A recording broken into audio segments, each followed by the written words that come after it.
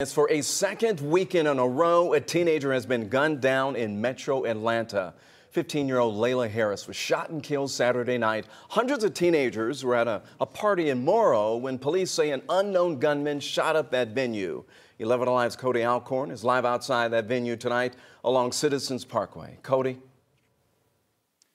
Ron, check it out. You can see behind me this glass taped up. It's shattered. At the top of it, you can see where at least one of those bullets went into the window. On the ground, glass still there from what went down here over the weekend.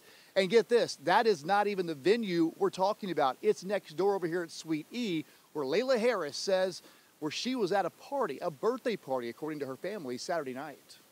Officers noticed hundreds of teenagers running away from the scene. Those teens are running from this venue. It was a high school party. On Saturday night, Clayton County Police say hundreds of students from Metro Atlanta showed up, but at some point, one guy was kicked out. He came back with an accomplice and he shot up the location. Clayton County Police say Layla Harris was shot and killed just outside the front door. At the point that everybody was scattering and running, she was caught in the crossfire. As her GoFundMe page states, Layla lost her life to a senseless act of violence. The third teenager in a week in Metro Atlanta to be gunned down.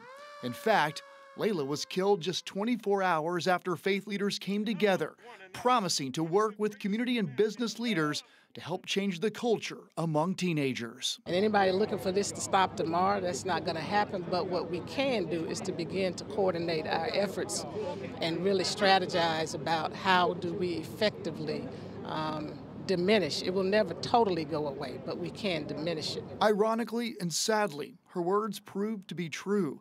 Layla Harris was killed the day after I interviewed Dr. Bernice King at Friday night's vigil on the 17th Street Bridge in Atlanta. That vigil was for 12-year-old Zion Charles and 15-year-old Cameron Jackson. 3 lives taken too soon.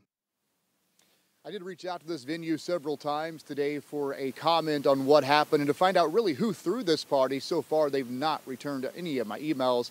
Now, we are echoing what Atlanta police said 2 weekends ago, what Clayton County is now saying this weekend. Parents, make sure you know where your kids are, who they're hanging out with, and where they are on the weekends. Yeah, really good advice there, Cody, and hopefully someone will come forward with more information.